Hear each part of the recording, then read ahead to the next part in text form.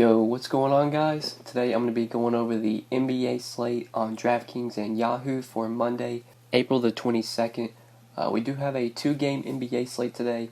We got Game 4s of both of these series. Milwaukee-Detroit in Game 4, Milwaukee up 3-0, and Houston-Utah in Game 4, Houston up 3-0. So Houston and Milwaukee both have a chance to close out their series on Monday. But for DraftKings, Yahoo, we're going to go through each position, talk about some of the players that I like on these slates.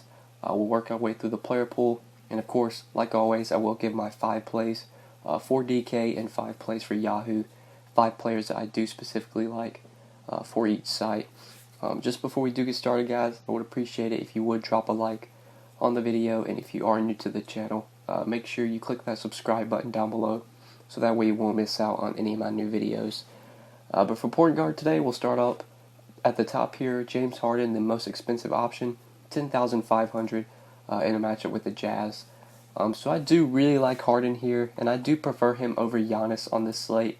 Harden's on DraftKings is $10,500. On Yahoo, he's $60. He's actually $5 more expensive than Giannis, but I still think he's a better play, even on Yahoo. Just right now, Harden's playing more minutes than Giannis. Lately, Giannis has only been playing like low 20s, like 30 minutes, just because he hasn't needed to play big minutes. The Bucks have just been easily able to blow out Detroit.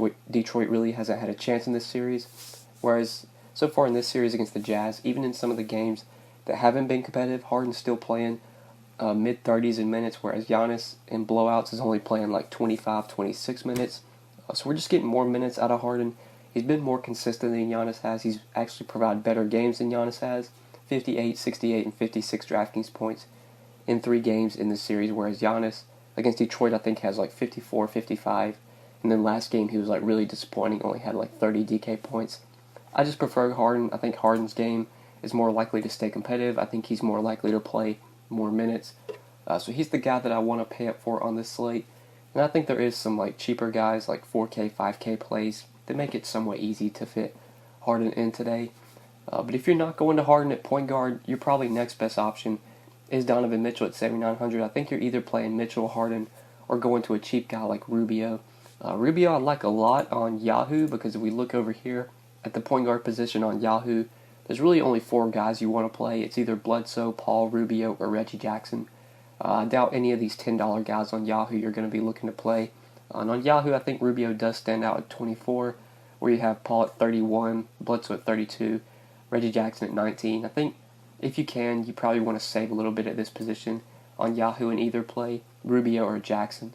Rubio, the guy that I like though at 24. He's been pretty good in this series. If we pull up his Yahoo game log, he did have one big game. I think it was in Game 2. He went off for 45 fantasy points in Game 1. He had 31 fantasy points. Wasn't as good last game in Game 3. Only 24 fantasy points, just 10, 4, 6 with 2 steals, had 5 turnovers. But he's playing consistent minutes, 30 to 31 minutes in each game so far this year from Rubio, or so far in the series from Rubio, I should say. And I think that continues. I think he continues to play about 31, 32 minutes. And I do think Rubio could easily give you over a point per minute and give you like 35, 36 fantasy points.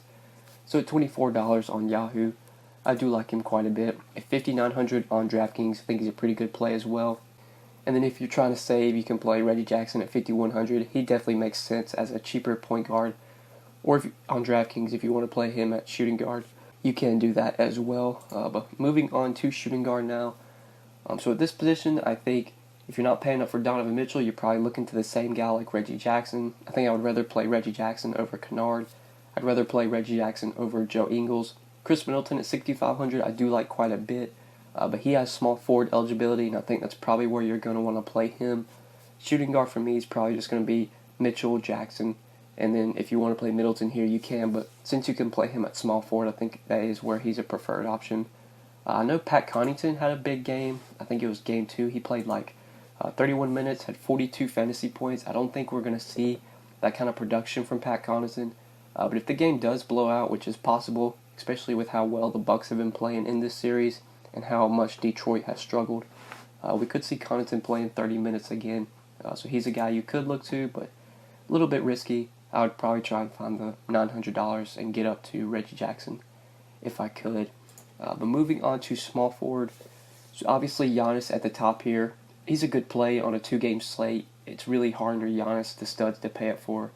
I just prefer Harden on the slate. If you can find a way to play both, sure, that's fine. You could do that. But there's probably other ways I would rather spend my salary. So it's small forward. I think this is a position that actually provides some pretty good value. PJ Tucker's a guy that I like. 4,500 on DraftKings. On Yahoo, he's at power forward. $13 over here, very cheap. He's been really good in this series through 3 games. Been pretty good for fantasy. Through these 3 games, he's got 26, 26, and 31 fantasy points. He's playing big minutes, which is something PJ Tucker always does. 32, 34, and 35 minutes through 3 games in this series. Now only 4,500 on DraftKings. For him to be a good value play, you only need him to score about 27, 28 fantasy points, which is what he's been getting almost per game in this series. I think he continues to play well. He's a guy that's going to play huge minutes, can pick up defensive stats. He can score, he can get open threes, or he can make open threes if he gets the opportunity. And he can grab rebounds as well. I think PJ Tucker can easily give you 25 to 30 fantasy points and be a good value play at 4,500. So he does stand out as a value, especially if you are trying to pay up for Harden or Giannis, or if you're trying to play both together. PJ Tucker is probably going to be a staple into your lineups. And then the other guy I like for value is Jay Crowder. He's 4K on DraftKings. On Yahoo, he's at power forward, and he's $13, same price as PJ Tucker. So he got the start in Game 3 over Derek Favors. Derek Favors moved to the bench. Crowder did not play as many minutes as I thought he would. Only played 24 minutes, had 18 fantasy points. I know Royce O'Neal was playing pretty well, and he got like upper 20s in minutes. I think O'Neal played like 29 minutes in Game 3. I think it's more likely you see Crowder play 29 minutes and you see Royce O'Neal's minutes drop a bit. I think Crowder plays more than 24 minutes here. Probably gets upper 20s, maybe could even reach 30 minutes, especially if he's going to be starting on at 4K. Having a guy that is going to be out there for 30 plus minutes potentially is a guy that can hit threes, can get rebounds, could easily give you 25 DraftKings points. At 4K, getting 25 DK points is pretty good value, especially on these playoff slates where value is really hard to find. So Tucker and Crowder, both at small forward, I like quite a bit. If you want to go to Royce O'Neal, if you want to take a shot on him, you think he continues to see good minutes off the bench, you could do that. Through 3 games in this series, he saw 15, 27, and 29 minutes, 5, 27, and 13 DraftKings points. O'Neal's always a risky play because even if he gets minutes, you don't know if he's going to produce, but he is dirt cheap. He does allow you to play both of the studs if you want to go that route. So you could look to Royce O'Neal, but I would probably try and find the $500 and get up to Jay Crowder. But now moving on to power forward, I really like Blake Griffin in this position. 7,700 on DraftKings. I think he's a really good play. It's a little bit tough to fit him on Yahoo because of like the guys we have now. If you play Harden on Yahoo, it's pretty hard to fit in like another top tier stud. You really got to go cheap, but if you can get to Griffin on Yahoo at 34, I think he definitely stands out. The only reason I didn't include him into the Yahoo course because I think both of the best value plays on Yahoo are at power forward with Tucker and Crowder.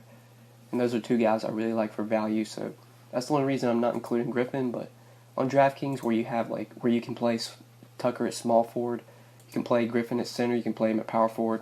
It makes him a lot more interesting. He did play really well in Game 1, played 31 minutes in his first game back from injury, put up 48 DraftKings points. If this game is competitive, which is not likely, but if there is a chance it does stay competitive, Griffin probably plays mid-30s in minutes. Probably gives you 45 to 50 DraftKings points. Griffin's not a $7,700 player when he's healthy. He's closer to 8K, 9K-ish, like 8,500 is more of a realistic price tag for Blake Griffin. And during the regular season, he did have a lot of success in this matchup. We saw Andre Drummond struggle a lot during the Bucks during the regular season, and Griffin had a lot of success, and I think that's going to continue here in Game 4. So I do like Blake Griffin quite a bit on DK at 7,700. You can play him at power forward or center. I think he definitely stands out. Then for other power forward plays, if you're not playing Griffin, then you got Crowder and Tucker who you could play. Derek Favors moving to the bench kind of just doesn't make me have a lot of interest in him. At 5,700, I'll just look elsewhere. I think in the last game he only played like 15 minutes off the bench, so not very appealing for me. Power forward, going to be playing a lot of Griffin, Crowder, and Tucker here. So moving on to center, looking at center today, I think there's three guys I'm really eyeing at center: Gobert, Capella, and Brook Lopez. And since we kind of paid up for Crowder and we need to save a little bit, Brook Lopez does stand out to me. At 5,500 on DraftKings and on Yahoo, he's the cheapest center that I really like. He's 23. None of these $10 guys you want to play. On Yahoo, you really got four centers you can choose from: Drummond, Gobert, Capella, or Lopez. Lopez at 23 I like quite a bit. And I think out of all those four guys, he probably comes in as one of the lower owned centers. I think Capella will probably be the highest owned center on Yahoo. So that makes me have a lot of interest in Lopez as a pivot. He's coming off a very good Game 3 where he was very productive, had like 40 DraftKings points. He had 41.75 DK points in Game 3 and played 34 minutes. In Game 2 he played 34 minutes as well. Game 1, which was just an absolute blowout, he only played 25 minutes. But if this game is remotely competitive, you probably get about 34 minutes again out of Brook Lopez. Gonna be needed size-wise to defend Drummond and Blake Griffin. He's a guy that can just produce in kind of all categories. He can rack up blocks, he can shoot threes, he can get rebounds. Brook Lopez I just like a ton here, especially since he's only 5,500 on DraftKings. That makes him very appealing for me. You have Gobert and Capella in that 7K range. But if you can find the salary to get to, obviously are decent plays, but I think center is probably a position where I'm going to try and go a little bit cheaper. So that's why I really like Brook Lopez at 5,500. He definitely stands out as one of the cheaper available centers to play. But yeah, guys, I think that is it for center. I think that is it for the video. So hopefully you guys did enjoy this video. Hopefully it did help you. If you enjoyed, make sure you click that like button down below and make sure you subscribe if you have not already. And like always, if you have questions, feel free to hit me up on Twitter at the DFS_GOAT, or you can leave any comments down below, and I will get back to you as soon as I can. But yeah, guys, thank you so much for watching. I really do appreciate it. Hope you enjoyed, and we'll see you in the next one. Good luck tonight. Peace.